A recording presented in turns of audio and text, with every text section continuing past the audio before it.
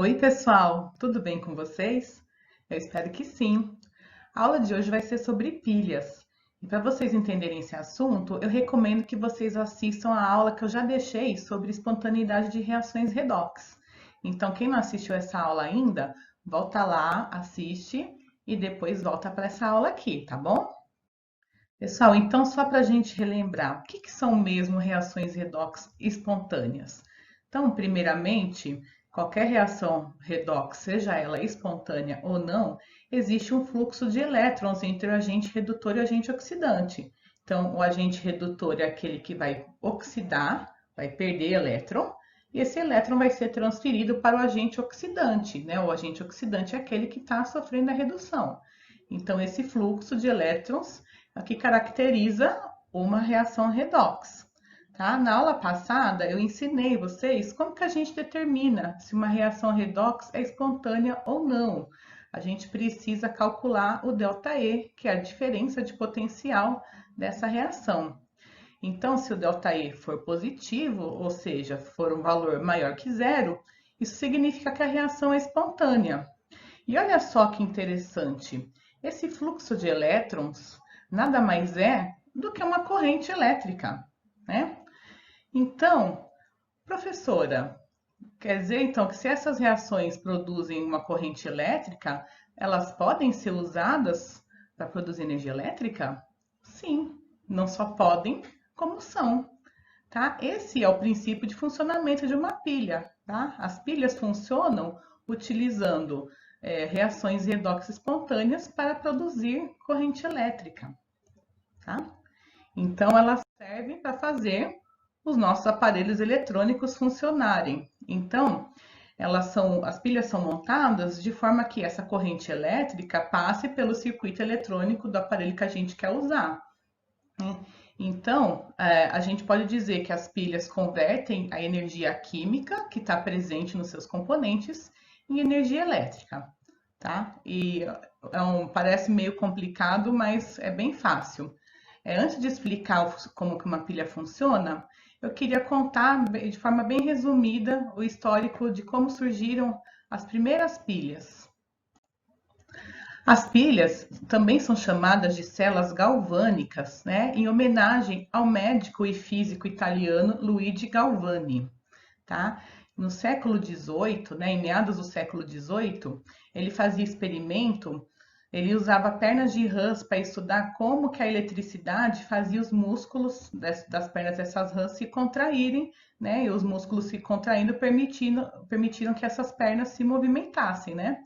Na verdade, ele acreditava que os músculos produziam a eletricidade, só que hoje a gente sabe que não é assim que acontece, né? Que a eletricidade é produzida no cérebro, né? E é conduzida para os músculos através dos nervos. O também italiano Alessandro Volta, ele fez uma continuidade do trabalho do Luigi Galvani. Então, ele fez novos experimentos, né? Ele também utilizou as pernas das rãs, né? Tadinha dessas rãs. Só que ele usou eletrodos metálicos para estimular as contrações musculares e o movimento das pernas. E daí ele percebeu que a corrente elétrica era gerada quando esses metais eram separados por um meio condutor, né? Que no caso o meio condutor eram as pernas das rãs. Então, só voltando um pouquinho, né? Quando a gente estava falando da aula de espontaneidade, de reações redox, nós estávamos falando de que quando a gente coloca dois metais em contato um com o outro, que tem uma diferença de potencial, acontece uma reação redox. No caso, o que o Alessandro Volta fez foi colocar esses metais separados para fazer com que a eletricidade fluísse, né, a corrente elétrica fluísse entre os dois eletrodos, né, e atravessasse os músculos das pernas das rãs. Então, essa descoberta foi a base das primeiras pilhas, né, que foram construídas pelo próprio Alessandro Volta, são chamadas de pilhas voltaicas. Elas são constituídas de discos metálicos, então ele primeiramente usou zinco e cobre, né, alternados, né? Então, e entre cada disquinho ele utilizou um pedaço de papel embebido em água misturada com sal, tá? Então, essas foram as primeiras pilhas que ele construiu. Aliás, né, só uma curiosidade, né, a gente calcula a diferença de potencial em volts, e essa unidade de volt é uma homenagem a Alessandro Volta. Tá?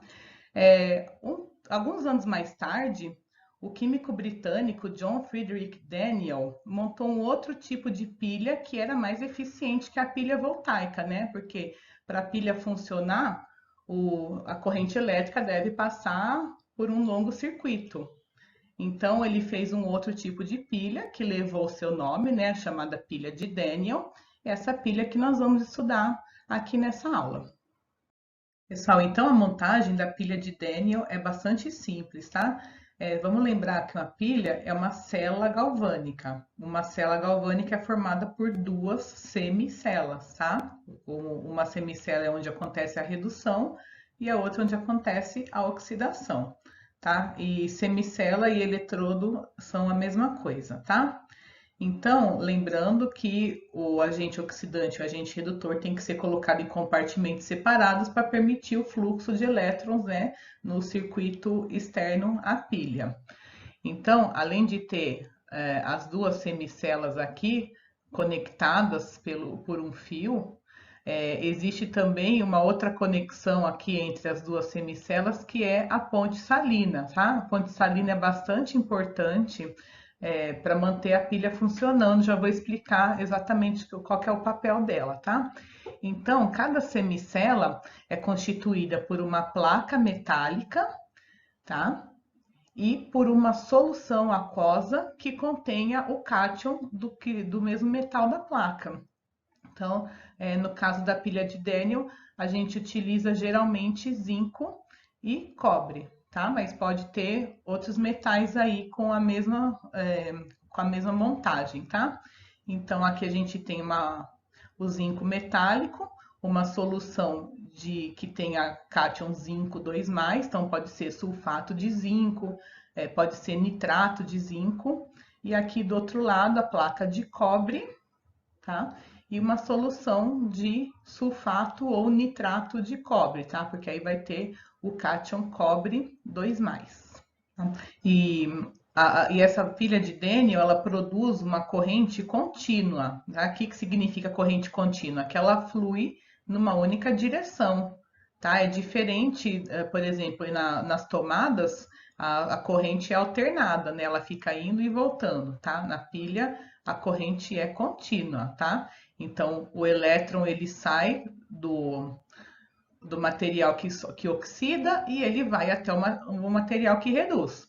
Como que eu sei quem vai oxidar e quem vai reduzir? É só a gente olhar lá para a tabela de potencial padrão de redução, lembra da aula passada? Então, quem tiver o maior potencial de redução é que vai receber os elétrons, tá? E quem tem o menor potencial de redução é aquele que vai oxidar, vai fornecer os elétrons. Então, no caso, o zinco, ele vai oxidar e o cobre vai reduzir.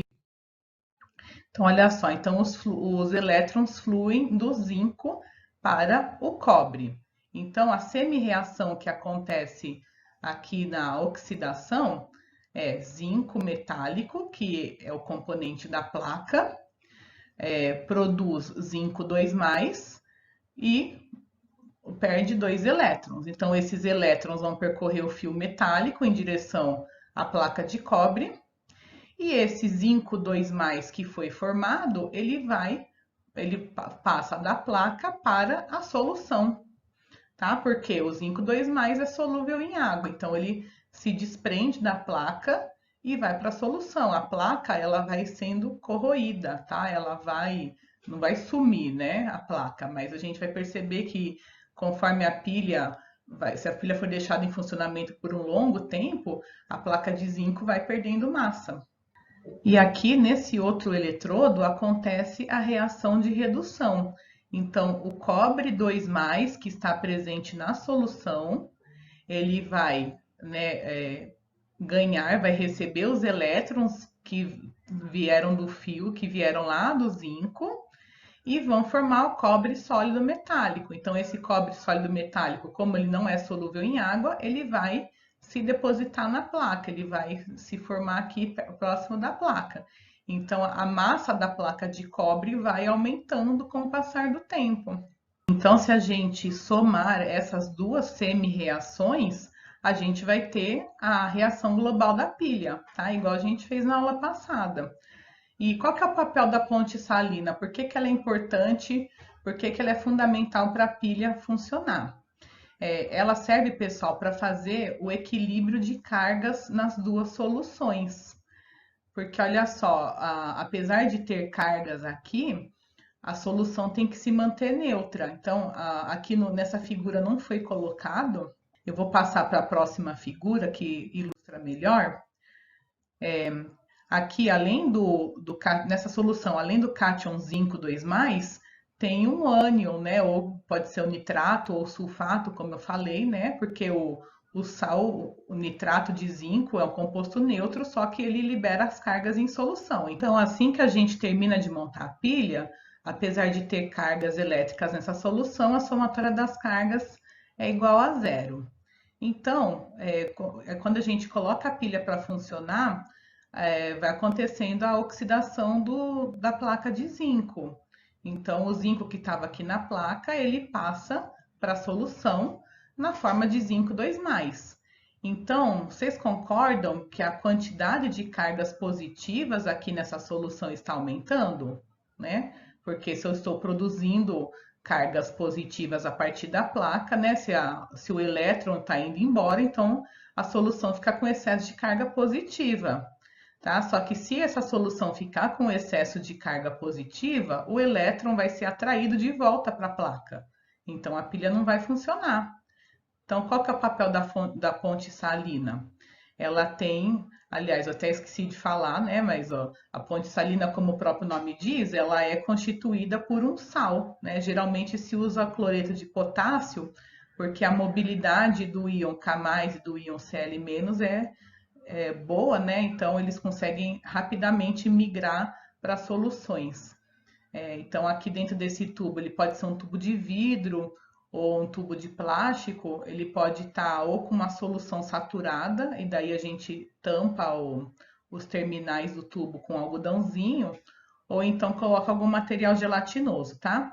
Então, aqui essa solução, conforme a pilha começa a funcionar, ela começa a ficar com excesso de carga positiva, né, pelo aumento da quantidade do zinco 2+. Então, para neutralizar esse excesso de carga positiva, o íon Cl-, né, que é negativo, ele migra da ponte salina para a solução. Então, daí ele equilibra as cargas aqui. Então, ele faz com que essa solução permaneça neutra. E do outro lado, acontece mais ou menos a mesma coisa, acontece um outro processo semelhante. Porque olha só, o cobre 2+, que estava na solução, ele está se depositando na placa na forma neutra, porque ele está reduzindo, ele está pegando esse elétron que veio do fio e ficando neutro.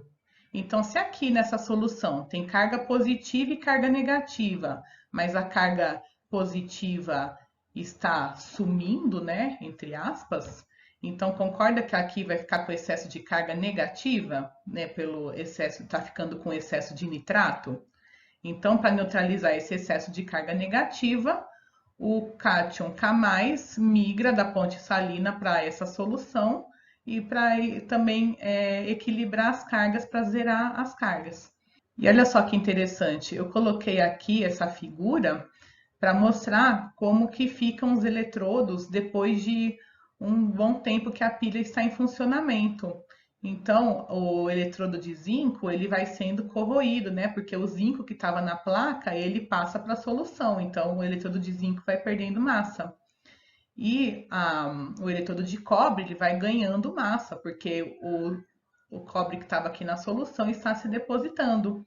E se a gente observar a estequiometria da reação global, eu já vou mostrar no próximo slide, né, como que a gente obtém a reação global, a gente vê que ela tem uma estequiometria bem definida, ou seja, para cada átomo de zinco que oxida, um átomo de cobre reduz. Então, a massa de zinco perdida aqui nesse eletrodo é proporcional à massa de cobre que é ganha por esse eletrodo aqui.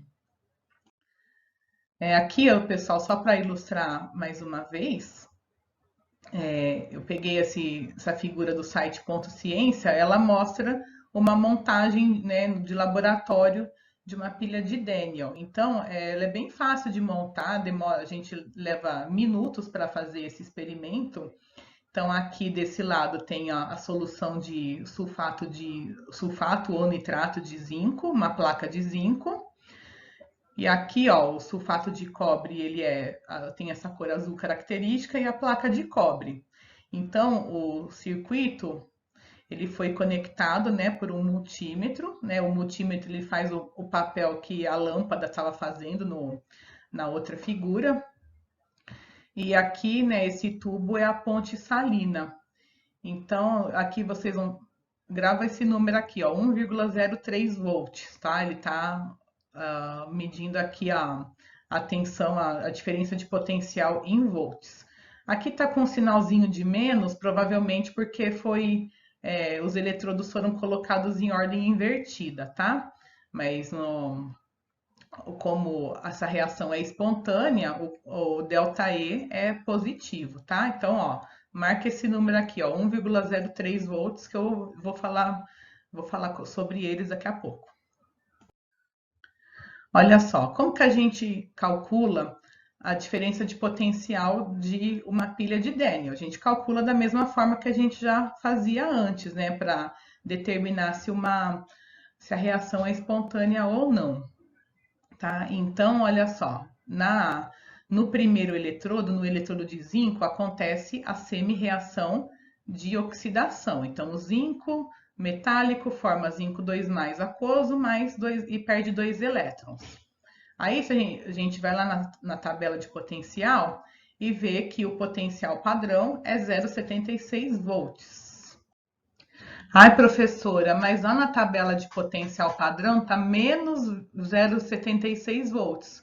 Porque, de novo, na tabela de potencial padrão, a equação é escrita como em termos de redução. Como aqui a gente teve que inverter para representar a oxidação, então aqui a gente inverte o sinal também, tá bom? E o potencial do cobre, ó, cobre 2 reduzindo, formando cobre 0, 0,34 volts. Então, essas são as duas semi-reações.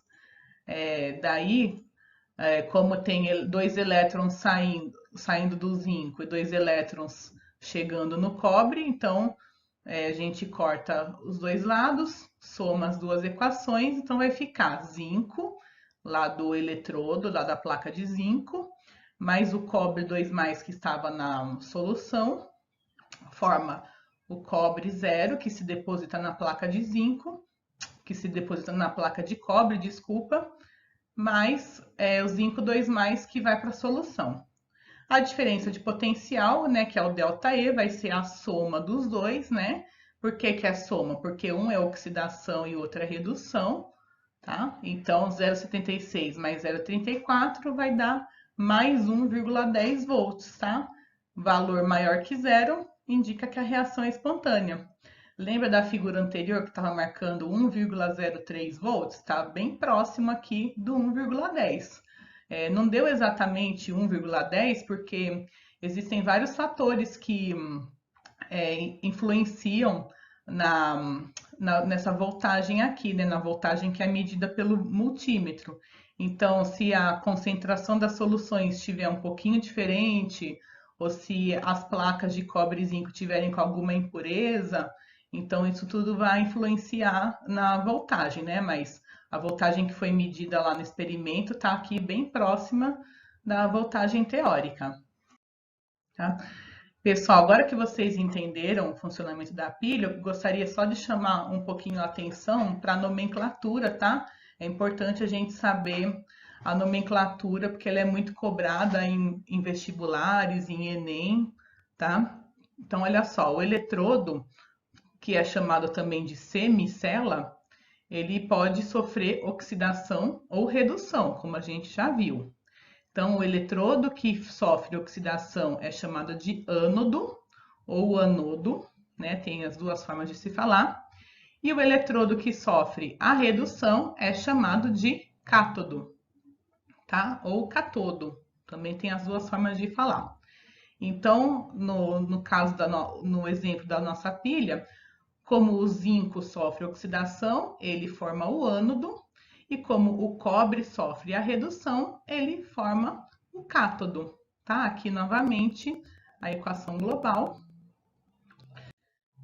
E olha só, existe uma maneira simplificada de representar as pilhas de Daniel, tá? A gente não precisa necessariamente fazer aquele desenho todo, né? Aquele desenho ilustra, né, como que é a montagem da pilha, mas se a gente quiser representar de maneira simples, né, num livro texto ou em algum exercício, vocês podem ver essa representação aqui, tá? Então aqui é a representação simples, aqui a legenda, né? Então, olha só, a ponte salina é representada por esses dois traços verticais. Então, quando você vê esses dois traços verticais, o que está do lado esquerdo representa o ânodo, o que está do lado direito representa o cátodo, tá? Então, a gente representa o ânodo pelo metal, um traço vertical, e pelo cátion metálico que forma o ânodo, tá? E o cátodo é representado pelo cátion metálico, uma barra vertical e o metal da barra, ok? Então aqui é uma representação simplificada, então lembrando que os elétrons eles fluem, né, do zinco para o cobre e também nas pilhas é importante a gente dizer, vocês já devem ter visto numa pilha comum que que ela tem o polo positivo e o polo negativo, né? E o polo positivo é que tem aquela parte mais gordinha em cima, né? Aquela tampinha que tem um pininho, né?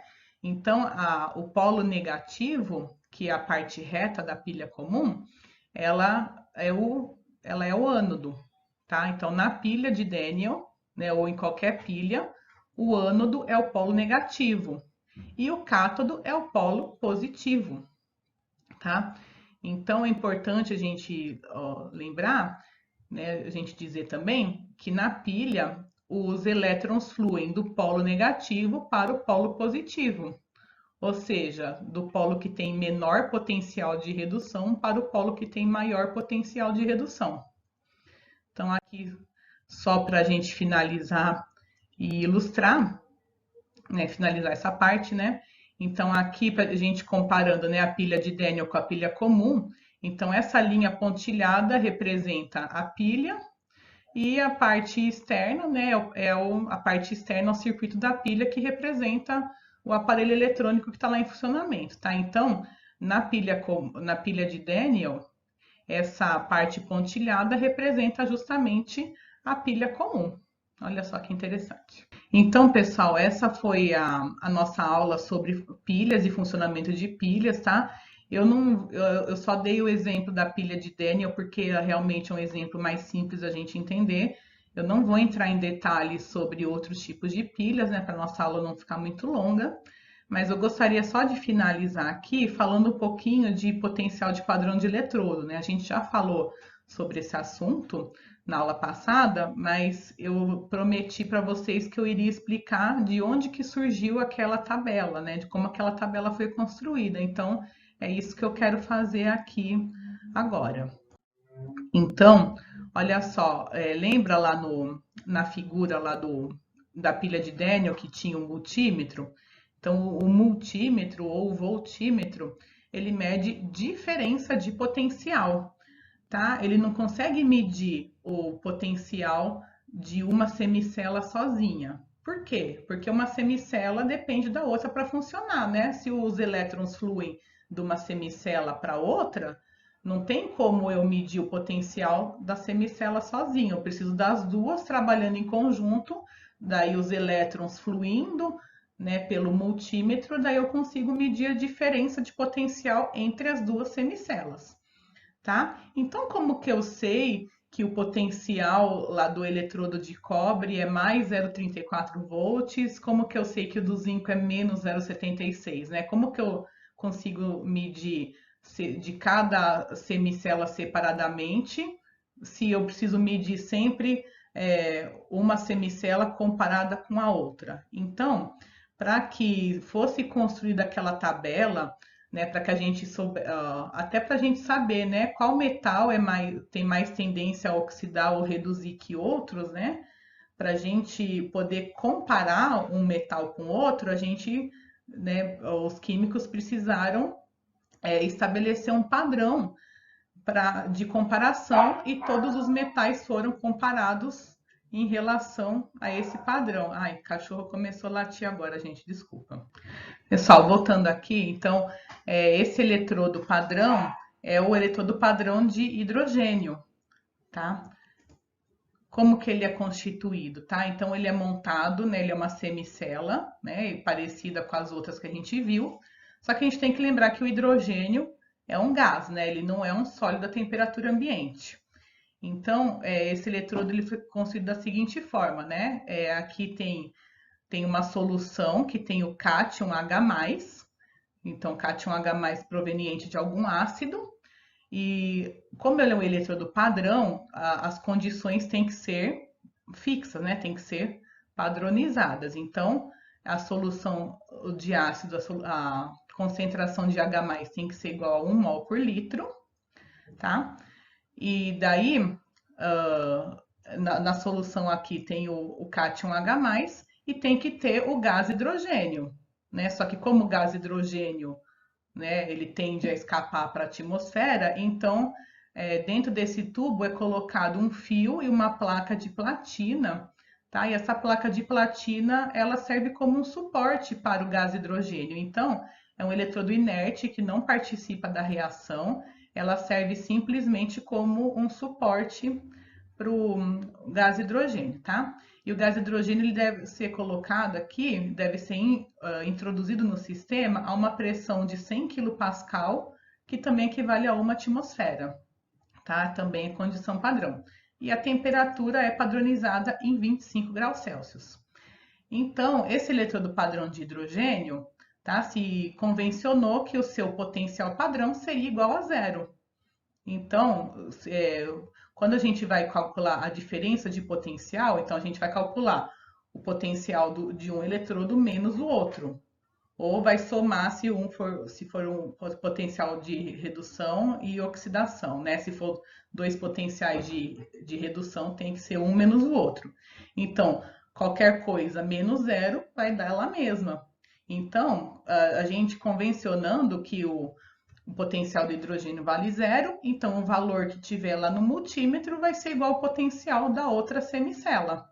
Então, para vocês entenderem melhor, eu vou dar dois exemplos, né? Então, a gente compara os outros eletrodos com o eletrodo padrão de hidrogênio. Então, aqui, se a gente quer saber o potencial da prata. Então, se a gente montar uma pilha de Daniell usando o eletrodo de hidrogênio, o eletrodo padrão de hidrogênio e um eletrodo de prata, olha só, lembra que lá no símbolo do potencial era um E e um zerinho em cima? Então, esse zero indica condições padrão, tá? Então, a solução de prata, né, a solução de cátion prata também tem que ser 1 mol por litro. Porque se for diferente de 1 mol por litro, isso vai interferir no valor do potencial. Então, quando a gente monta uma pilha de Daniell com esses eletrodos, a gente consegue observar que o eletrodo de hidrogênio atua como ânodo, ou seja, ele vai oxidar e a prata vai reduzir, tá? Se a prata está reduzindo, significa que o potencial de redução da prata é maior do que o potencial de redução do hidrogênio. Então, ele tem um valor positivo, maior que zero, tá? Olha só, aqui as duas semi-reações que acontecem, então a prata reduz, né, o cátion prata reduz formando a prata metálica que se deposita no eletrodo, e o gás hidrogênio oxida, gerando cátion H+. Então, quando o eletrodo de hidrogênio atua como ânodo, a concentração de H+ aqui da solução, com o passar do tempo, ela vai aumentando, e a solução começa a ficar mais ácida, tá? O pH da solução, com o passar do tempo, vai diminuindo, tá? Então, aqui, se no lugar da lâmpada eu colocar um multímetro, eu vou ler que, né, e se todas as condições forem padrão, eu vou ver aqui que o multímetro está medindo 0,8 volts, tá? Mais 0,8 volts, tá? Sinal positivo indicando que a prata tem maior potencial de redução do que o hidrogênio, tá? E se eu fizer com outro metal? Então, por exemplo, se eu colocar o zinco e o hidrogênio, eu vou observar que o zinco vai oxidar e o hidrogênio vai reduzir, tá? Então, por que que isso acontece? Porque o zinco tem menor potencial de redução, né? Se ele tem maior potencial de oxidação, significa que ele tem menor potencial de redução. Então, o sinal dele vai ser negativo, né? Lembra lá que era menos 0,76, tá? Esse sinal de menos indica que o zinco tem menor tendência em sofrer redução do que o hidrogênio. Se ele tem menor tendência em sofrer redução, ele tem maior tendência em sofrer oxidação. Então, aqui, né, para a gente ilustrar as duas semi-reações, tá? Então, o zinco metálico vai formar zinco 2+, e fornecer os 2 elétrons, tá? E daí, o cátion hidrogênio vai pegar esses 2 elétrons e vai formar o gás H2, né? O gás hidrogênio. Então, conforme esse cátion hidrogênio vai sendo consumido na reação, né, o pH da solução vai diminuindo, vai aumentando, né, porque vai ter um excesso de OH-, tá? Quando vai sendo consumido o H+, vai aumentando o pH. Então, fazendo essas medidas, né, comparando um determinado metal com o hidrogênio, foi possível construir, então, essa tabela aqui de potencial padrão, ó. Só para mostrar para vocês, ó, o zinco está aqui, menos 0,76, o hidrogênio está aqui, 0, e a prata está aqui, ó, mais 0,8. Pessoal, e só para finalizar, por que que essa tabela é tão importante, tá? Porque se a gente conhece os potenciais padrão de cada metal, fica fácil de prever qual que vai ser a diferença de potencial de uma pilha, tá? Então, escolhendo determinados metais, a gente consegue ajustar, né? Consegue construir pilhas que tenham diferentes voltagens. Então, quanto maior for a diferença aqui, ó, maior vai ser a voltagem da pilha, consequentemente vai ser maior a corrente elétrica que ela vai produzir. Pessoal, então essa foi a nossa aula de hoje sobre pilhas. Eu vou deixar depois alguns exercícios para vocês sobre esse tema. E se vocês tiverem qualquer dúvida, eu estou à disposição para responder. Vocês podem mandar e-mail para mim à vontade, tá bom? Queria muito agradecer a atenção de vocês, espero que vocês tenham gostado e até a próxima aula. Tchau, tchau!